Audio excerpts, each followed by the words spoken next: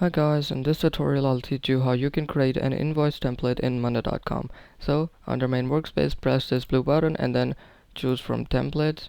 Here you have to search for invoice and you'll get these two templates, but I suggest you go with this one that says invoice. Press use template.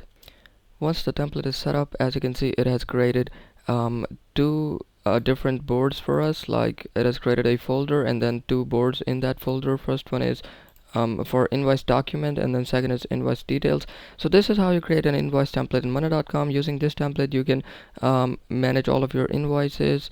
You literally, like, anything: invoice number, company address, email, phone, item, invoice document. Here you can add your logo, your company, your client's information, everything, your budget. So this is how you create an invoice template in monday.com. I hope this tutorial was helpful. We'll see you in the next one. Thanks.